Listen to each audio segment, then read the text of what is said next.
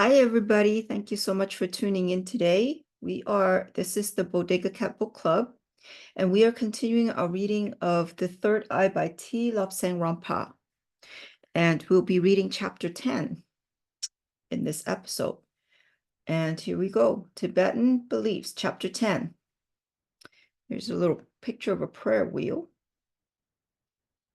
Okay.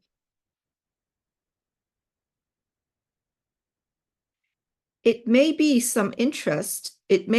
some interest to give here some details of our way of life. Our religion is a form of Buddhism, but there is no word which can be transliterated. We refer to it as the religion, or to those of our faith as insiders. Those of other beliefs are termed outsiders. The nearest word already known in the West is Lamism. It departs from Buddhism in that ours is a religion of hope and belief in the future, and a belief in the future. Buddhism to us seems negative, a religion of despair. We certainly do not think that an all-seeing Father is watching and guarding everyone, everywhere. Many learned people have passed erudite comments on our religion.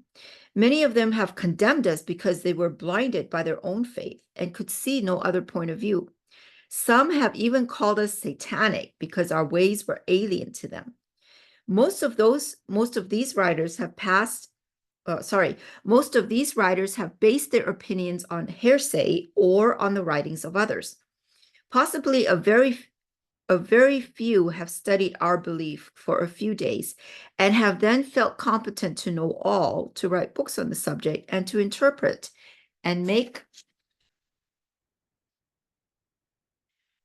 known that which it takes our clever sages a lifetime to discover. Imagine the teachings of a Buddha or Hindu who had flipped the pages of a Christian Bible for an hour or two and then tried to explain all the subtler points of Christianity.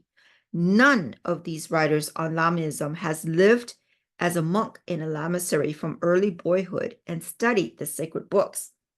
These books are secret.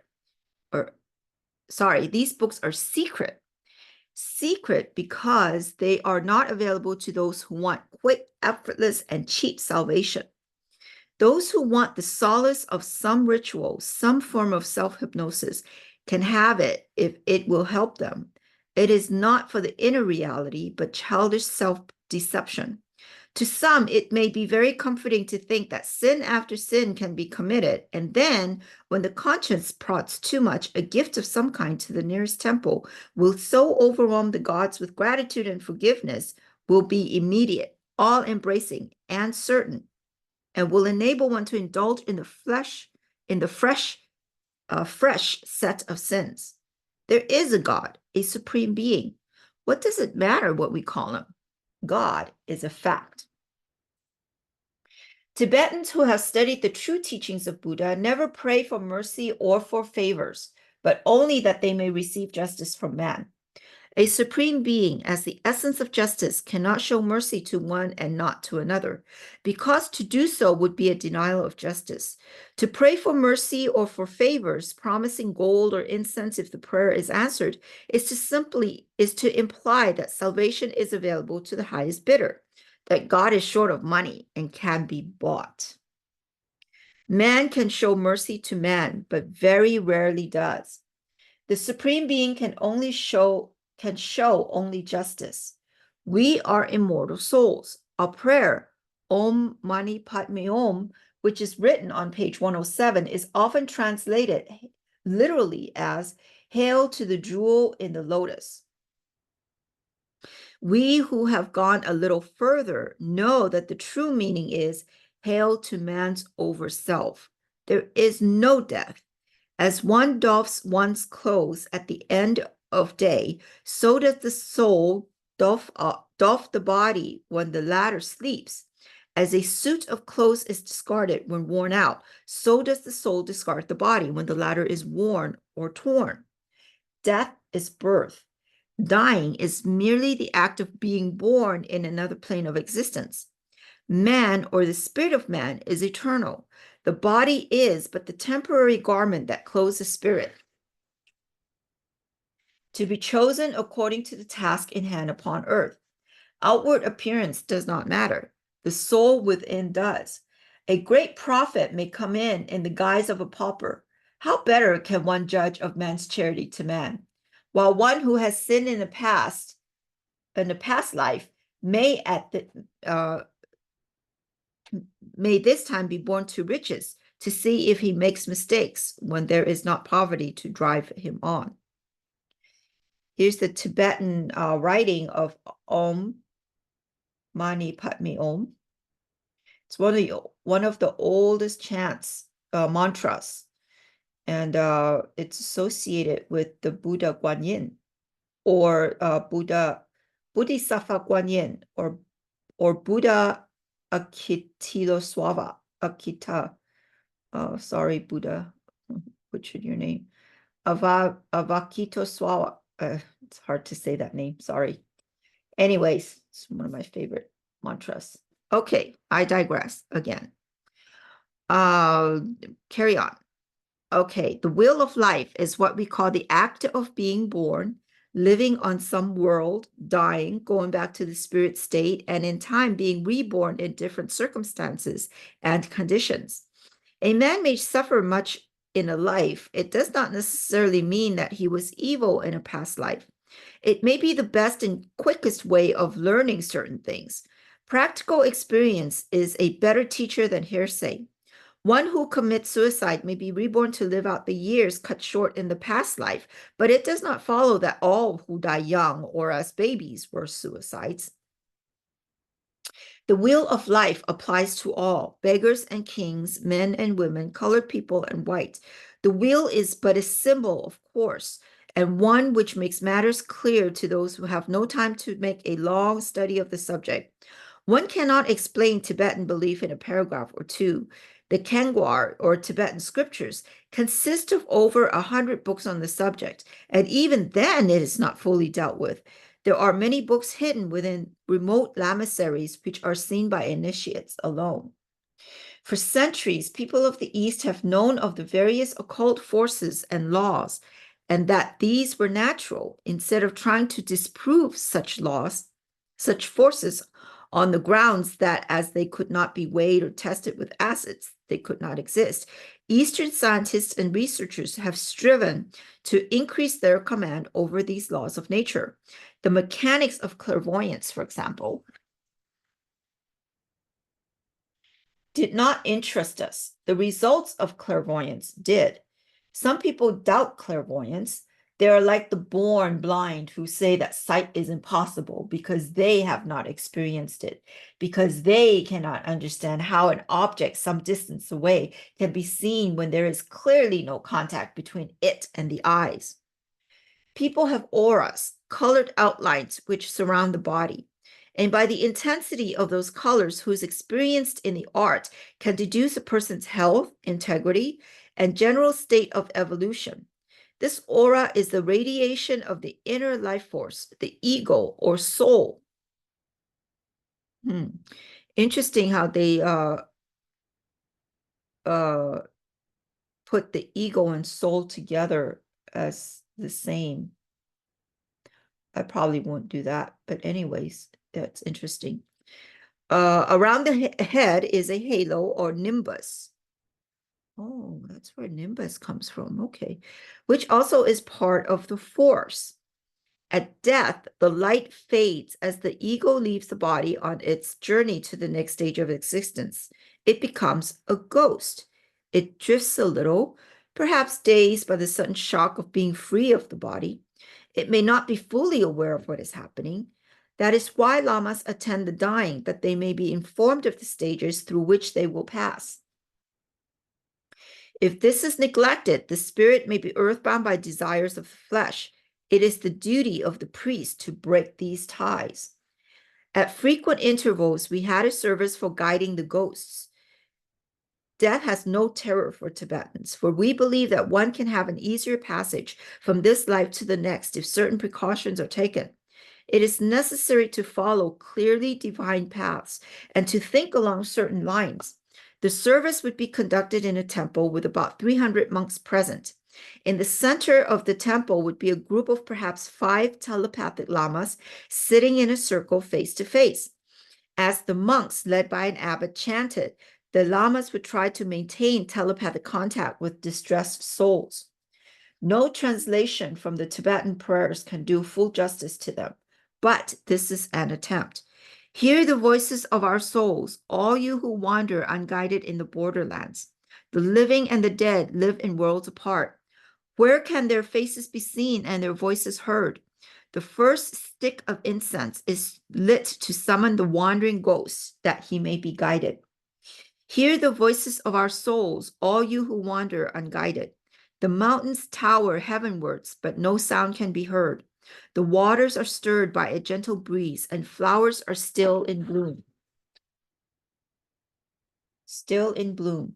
Birds do not fly at your approach, whereof they see you not, nor sense you. The second stick of incense is lit to summon a wandering ghost, that he may be guided. Hear the voices of our souls, all you who wander.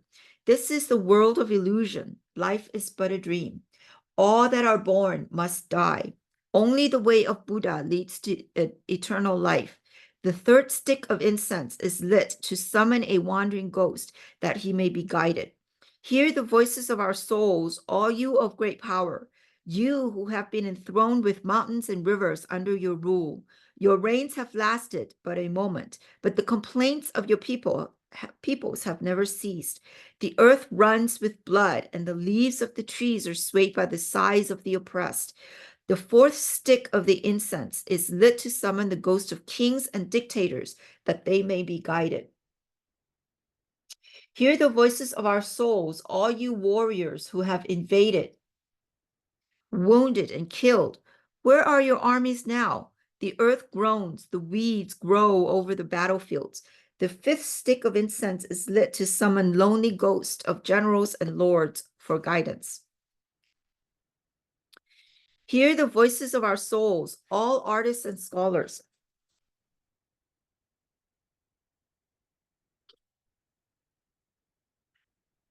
You who have worked at painting and writing.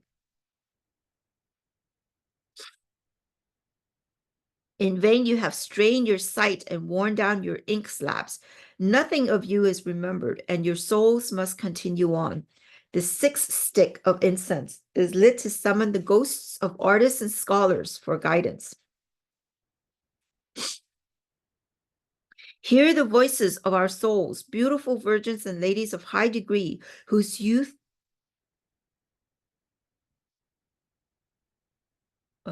sorry, lost my place there, got a little distracted. Okay, let's start over. Hear the voices of our souls, beautiful virgins and ladies of high degree, whose youth could be compared to a fresh spring morning. After the embrace of lovers comes the breaking of hearts. The autumn, then the winter comes. Trees and flowers fade, as do beauty, but become but skeletons. The seventh stick of incense is lit to summon the wandering ghost of virgins and ladies of high degree, that they may be guided away from the ties of the world. Hear the voices of our souls, all beggars and thieves, and those who have committed crimes against others, and who cannot now obtain rest. Your soul wanders friendless in the world, and you have not justice within you. The eighth stick of incense is lit to summon all those ghosts who have sinned and who now wander alone. Hear the voices of our souls, prostitutes, women of the night, and all those that have been sinned against and who now wander alone in ghostly realms. The ninth stick of incense is lit to summon them for guidance, that they may be freed from the bonds of the world. In the incense-laden dusk of the temple, the flickering butter lamps would cause living shadows to dance behind the golden images. The air would grow tense with the concentration of the telepathic monks as they strove to maintain contact with those who had passed from the world, yet still are bound to it. Russet-robed monks sitting in lines facing each other would intone the litany of the dead, and hidden drums would beat out the rhythm of the human heart. From other parts of the temple, as in the living body, would come the growling of internal organs, the rustling of body fluids, and the sighing of air in the lungs. As the ceremony continued with directions to those who had passed over, the tempo of the body sounds would change, become slow, until at last would come to the sounds of the spirit leaving the body. A rustling, quivering gasp, and silence. The silence that comes with death.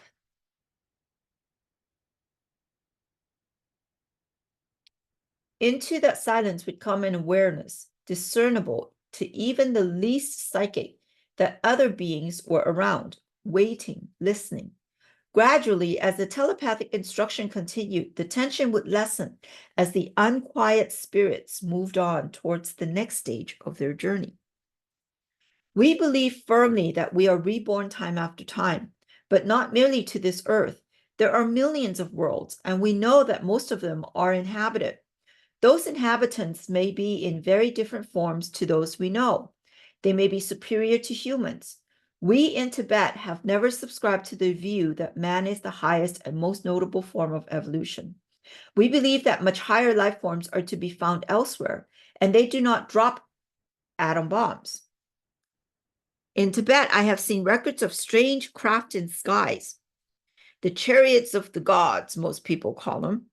The Lama Mingar Dundap told me that a group of lamas had established telepathic communication with these gods, who said that they were watching Earth, apparently in much the same way as humans watch wild and dangerous animals in a zoo. Interesting,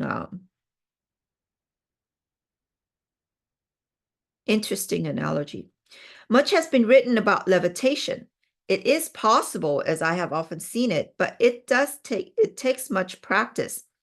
There is no real point in engaging in levitation, as there is a far simpler system. Astral traveling is easier and surer. Most lamas do it, and anyone who is prepared to use some patience can indulge in the useful and pleasant art. During our waking hours on earth, our ego is confined to the physical body, and unless one is trained, it is not possible to separate them.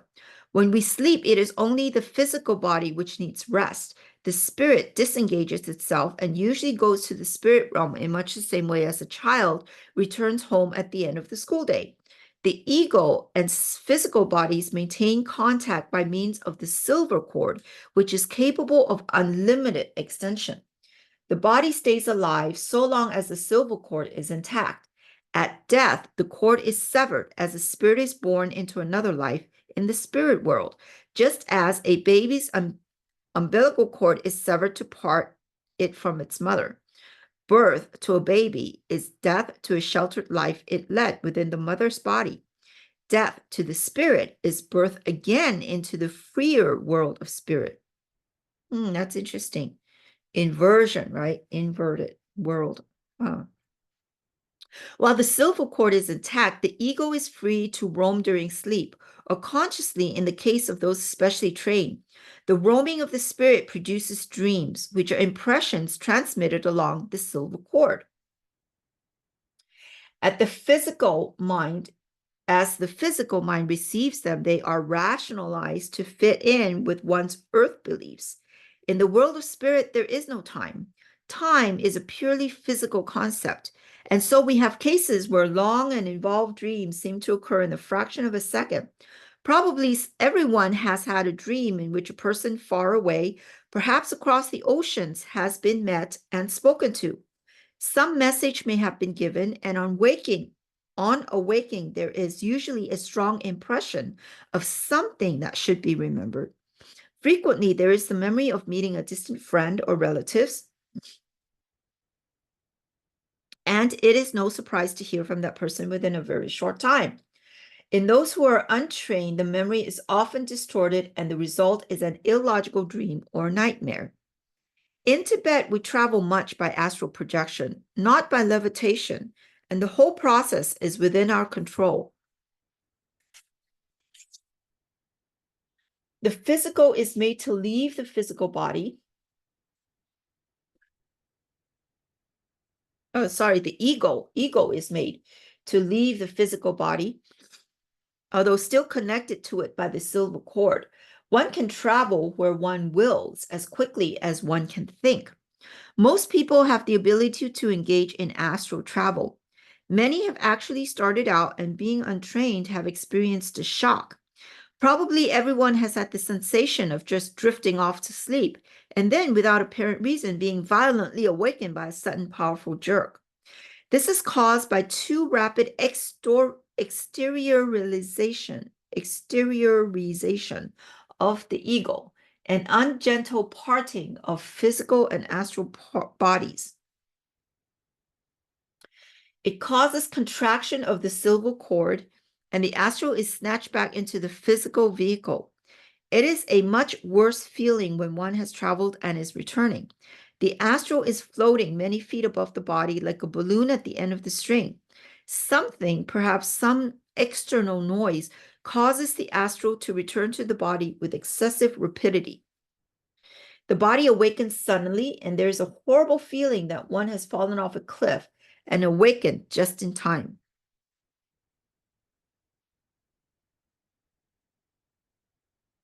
I've had that kind of experience once or twice or more in my life. Astral traveling under one's full control and while fully conscious can be accomplished by almost anyone. It needs practice, but above all, in the early stages, it demands privacy, where one can be alone without fear of interruption. This is not a textbook of metaphysics, so there is no point in giving instructions on astral traveling, but it should be emphasized that it can be a disturbing experience unless one has a suitable teacher. There is no actual danger, but there is a risk of shocks and emotional disturbances of the astral bodies if the astral body is allowed to leave or return to the physical body out of phase or coincidence. People with heart weaknesses should never practice astral projection. While there is no danger in projection itself, there is grave danger to those with a weak heart if another person enters the room and disturbs the body or cord. The resulting shock could prove fatal, and this would be very inconvenient indeed, as the ego would have to be reborn to finish that particular span of life before it could progress to the next stage. We Tibetans believe that everyone before the fall of man had the ability to travel in the astral, see by clairvoyance, telepathize, and levitate. Our version of that fall is that man abused the occult powers and used them for self-interest instead of for the development of mankind as a whole. In the earliest days, mankind could converse with mankind by telepathy. Local tribes had their own versions of vocal speech by which local tribes had their own versions of vocal speech, which they used exclusively among themselves. The telepathic speech was, of course, by thought and could be understood by all, regardless of local language.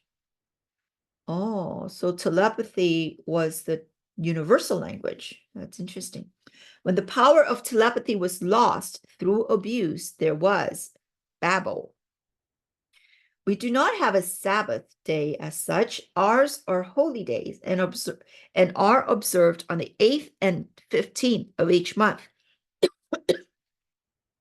Excuse me. Then there are special services, and the days are regarded as sacred, and no work is normally done. Our annual festivals, I have been told, correspond somewhat to the Christian festivals, but my knowledge of the latter is quite insufficient for me to comment. Our festivals are first month. This corresponds roughly to February. From the 1st to the 3rd day, we celebrate Lobsang. This in the Western world would be called the New Year. It is a great occasion for games as well as religious services. Our greatest ceremony of the whole year is held from the 4th to the 15th day. These are the days of supplication. Our name for it is Mon Lam. This ceremony really is a highlight of the religious and secular year. On the 15th day of this same month, We have the anniversary of Buddha's conception. This is not a time for games, but one of solemn thanksgiving. To complete this month, we have on the 27th a celebration which is partly religious, partly mythical. This is the procession of the Holy Dagger. With that, the events of the first month are ended.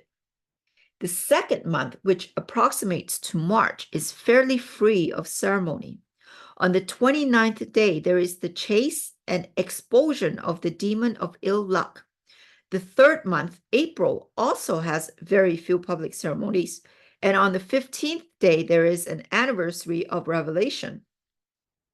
With the arrival of the 8th day of the fourth month, May, by the Western calendar, we celebrate the anniversary of Buddha's renunciation of the world.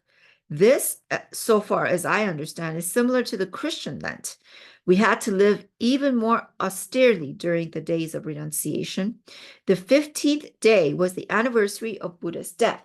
We regarded it as the anniversary of all those who had left this life. All Souls Day was another term for it.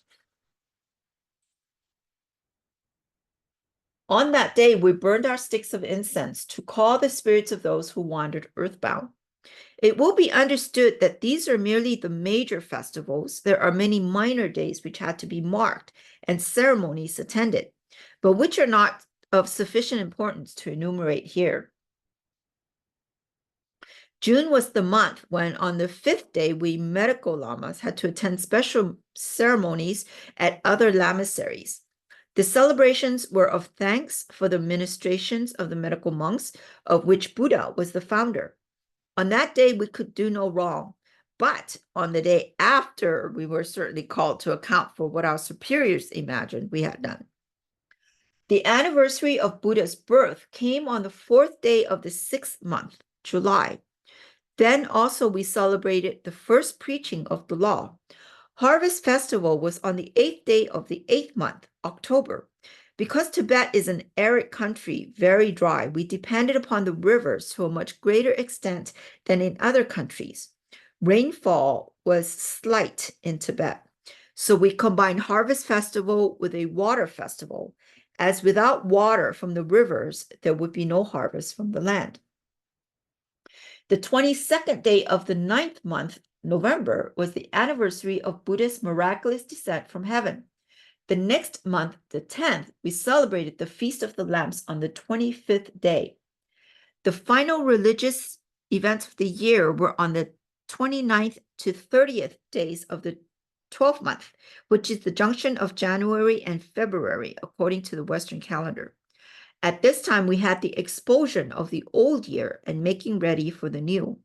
Our calendar is very different indeed from the Western. We use a 60-year cycle, and each year is indicated by 12 animals and 5 elements in various combinations. The new year is in February. Here is the year calendar for the present cycle, which started in 1927.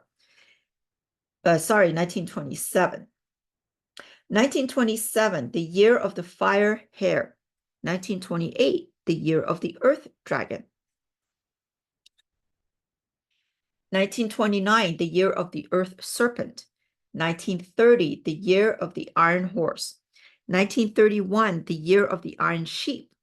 1932, the year of the water ape. 1933, the year of the water bird. 1934, the year of the wood dog. 1935, the year of the wood hog. 1936, the year of the fire mouse. 1937, the year of the fire ox. 1938, the year of the earth tiger. 1939, the year of the earth hare. 1940, the year of the iron dragon. 1941, the year of the iron serpent. 1942, the year of the water horse. 1943, the year of the water sheep. 1944, the year of the wood ape. 1945, the year of the wood bird. 1946, the year of the fire dog. 1947, the year of the fire hog. 1948, the year of the earth mouse. 1949, the year of the earth ox. 1950, the year of the iron tiger. 1951, the year of the iron hare. 1952, the year of the water dragon. 1953, the year of the water serpent. 1954, the year of the wood horse. 1955, the year of the wood sheep. 1956, the year of the fire ape. 1957, the year of the firebird. 1958, the year of the earth dog. 1959, the year of the earth hog. 1960, the year of the iron mouse. 1961, the year of the iron ox, and so on.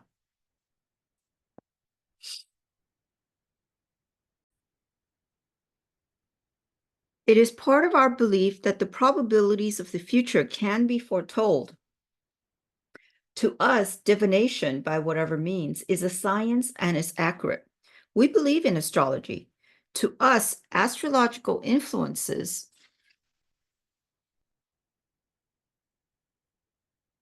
are but cosmic rays which are colored or altered by the nature of the body reflecting them to Earth.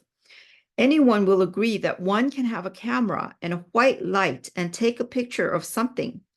By putting various filters over the camera lens or over the light, we can arrange for certain effects on the finished photograph.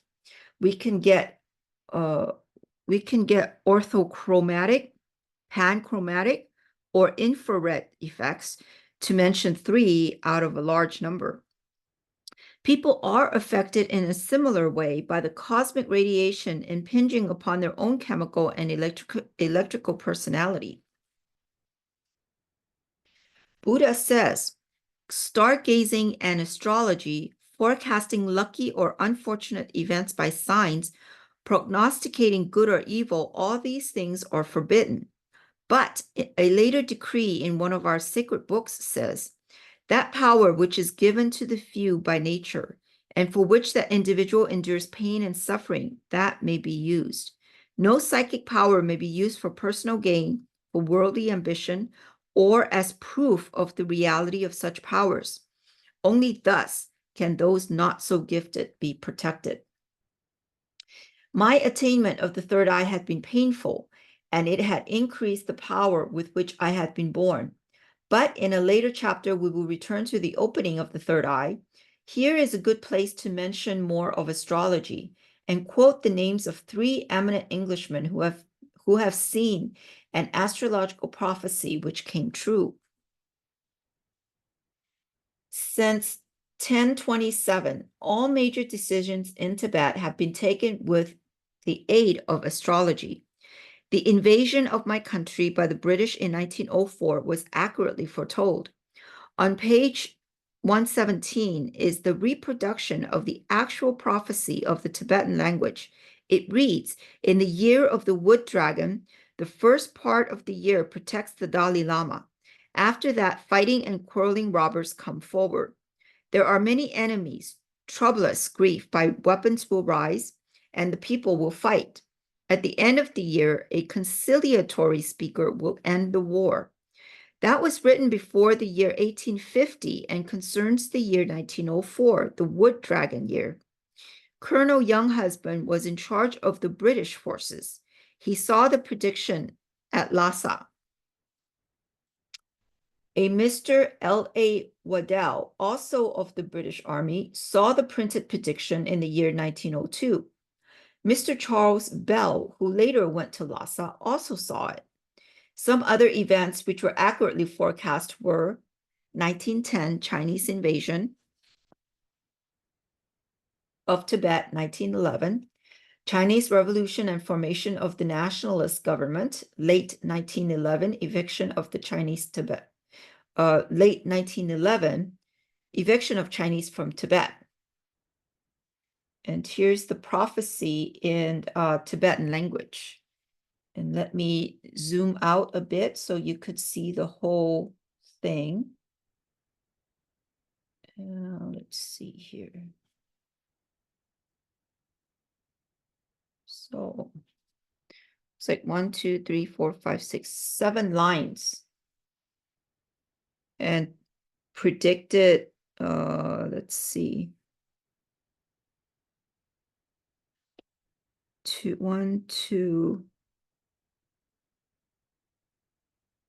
3, 4, 5, 6. Oh, I see. Okay. I think these are all prophecies of the events in one sentence. Interesting. Okay. So you got the first part of the year protects the Dalai Lama. That's one prediction. At the end of the year, a conciliatory speaker. That's second prediction. Other events are 1910, Chinese invasion of Tibet. That's third. 1911, Chinese Revolution. That's 4. 1911, eviction of Chinese. That's 5. I don't know. I'm confused. Anyways, there's the whole prophecy in the Tibetan language. Interesting, eh? Okay.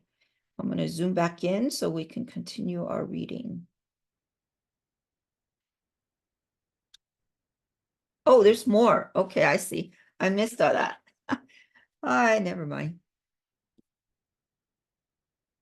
Okay, so there are other predictions that I haven't read. Okay, so this is, all right, continuing. 1914, war between England and Germany. 1933, passing from this life of the Dalai Lama. 1935, return of a fresh incarnation of the Dalai Lama. 1950, evil forces would invade Tibet. Sorry. The communists invaded Tibet in October 1950. Mr. Bell, later Sir Charles Bell, saw all those predictions in Lhasa. In my own case, everything foretold about me has come true, especially the hardships. The science, for science it is, of preparing a horoscope is not one which can be dealt with in a few pages of a book of this nature. Briefly, it consists of preparing a map of the heavens as they were at the time of conception and at the time of birth. The exact hour of birth has to be known, and that time has to be translated into star time, which is quite different from all the zone times of the world. As the speed of the Earth in its orbit is 19 miles a second, it will be seen that inaccuracy will make a tremendous difference. At the equator, the rotational speed of the Earth is about 1,040 miles an hour. The world is tilted as it rolls, and the North Pole is about 3,100 miles ahead of the South Pole in the autumn, but in spring, the position is reversed. The longitude of the place of birth thus is of vital importance. When the maps are prepared, those with the necessary training can interpret their meanings. The interrelationships of each and every planet have to be assessed and the effect on the particular man calculated. We prepare a conception chart to know the influences in force during the very first moment of a person's existence. The birth map indicates the influences in force at the moment the individual enters upon an unsuspecting world. To know of the future, we prepare a map of the time for which it is desired to have the reading and compare it with the natal chart. Some people say, but can you really predict who's going to win the 230? The answer is no, not without casting the horoscope for every man, horse, and horse owner concerned in the race. Closed eyes and a pin jabbing the starting list is the best method here. We can tell if a person will recover from an illness or if Tom will marry Mary and will live happily ever afterwards, but that deals with individuals. We can also say that if England and America do not check communism, a year will start in the year of the wood dragon, which in this cycle is 1964. Then in that case, at the end of the century, there would be an attractive firework display to entertain any observers on Mars or Venus, assuming that the communist remains unchecked. A further point, which often seems to puzzle those of the Western world, is the question of tracing one's past lives. People who have no skill in the matter say that it cannot be done, just as a totally deaf man might say, I hear no sound, Therefore, there is no sound. It is possible to trace previous lives. It takes time, much working out of charts and calculations.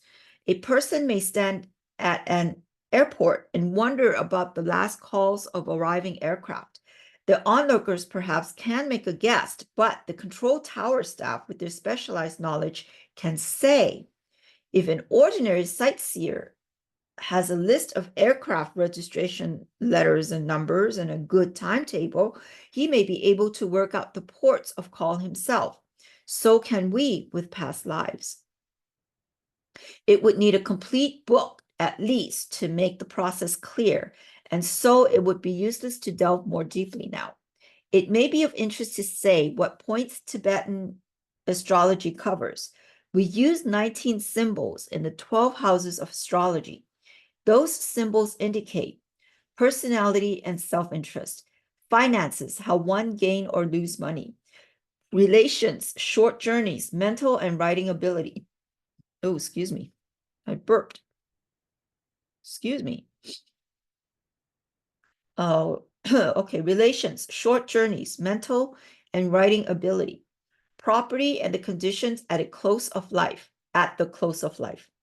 children, pleasures and speculations, illness, work and small animals, partnerships, marriage, enemies and lawsuits, legacies, long journeys and psychic matters, profession and honors, friendships and ambitions, troubles, restraints, and occult sorrows. We can also tell the approximate time or under what conditions the following incidents will occur. Love, the type of person and the time of meeting. Marriage, when and how it will work out. Passion, the furious temper kind. Catastrophe, and how it will occur or if it will. Fatality.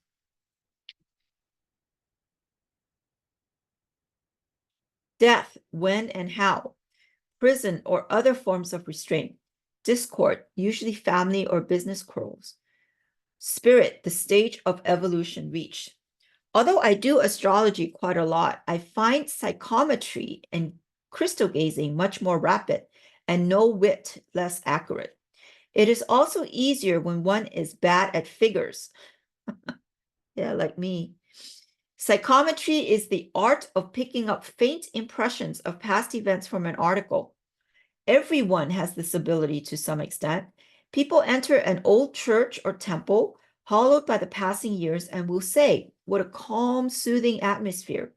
But the same people will visit the site of a gruesome murder and exclaim, oh, I don't like it here. It is eerie. Let's get out. Crystal gazing is somewhat different. The glass, as mentioned above, is merely a focus for the rays from the third eye, in much the same way as X-rays were brought to focus on a screen and show a fluorescent picture.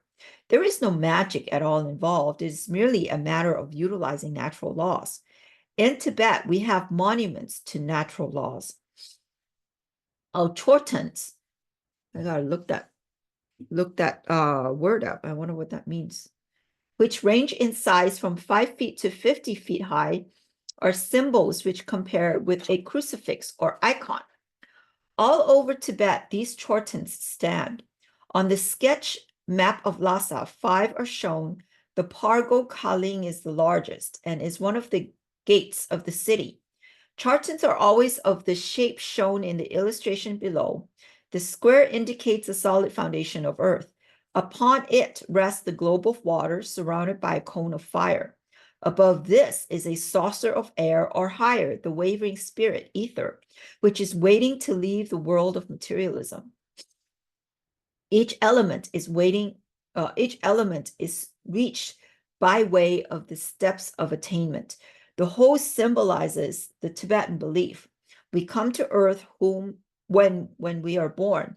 During our life, we climb upwards, or try to, by way of the steps of attainment. Eventually, our breath fails and we enter into spirit.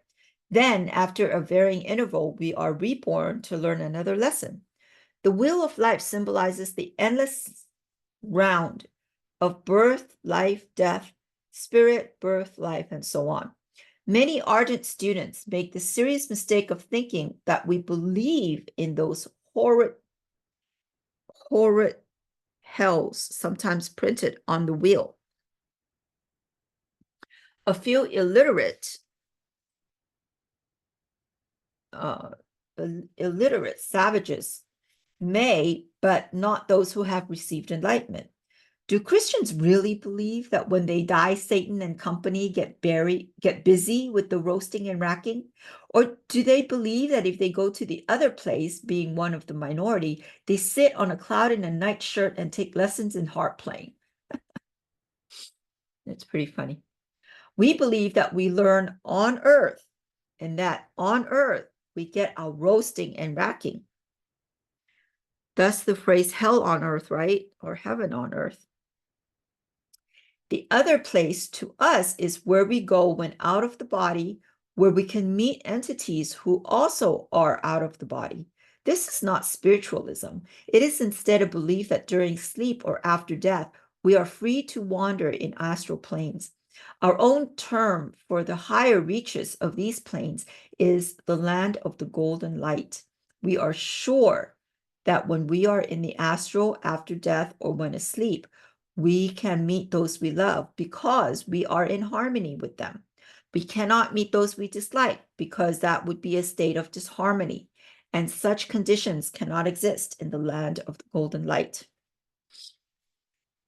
And here is a diagram of what he just talked about. And I'll move the camera out just a bit to look at it. Symbolism of Tibetan chotans. So you got the spirit or ether on the top. This is the breath or air. And down here is the fire of endeavor. And we got the water. Interesting, huh? Water's in the middle. Steps of enlightenment. So that's a step that we try to attain, going up the steps of enlightenment. Interesting that in the Bible, Isaac, was it Isaac or Jacob, right? Jacob and the ladder, right? It's sort of a similar analogy, right? And Jacob wrestled with the angel, was it? If I don't remember my Bible stories. And he goes up the steps. So anyways, and then here, life on earth. Interesting, huh? Okay. I'll leave it here for a few moments so you can look at it, or you could pause it and look at it and study it. Whichever you want to do. Whatever you want to do. Okay. Oh, let me move the camera in a little bit so we can finish up this paragraph. All these things have been proved by time, and it does seem rather a pity that Western doubt and materialism have prevented the science from being properly investigated. Too many things have been scoffed at in the past and then proved right by the passage of the years. Telephones, radio, television, flying, and many more. End of chapter 10. Well, I hope you enjoyed that. We will continue our reading next week of the third eye. In the meantime, I hope you guys have a great week, great day, great night, wherever you are. Okay, bye-bye now.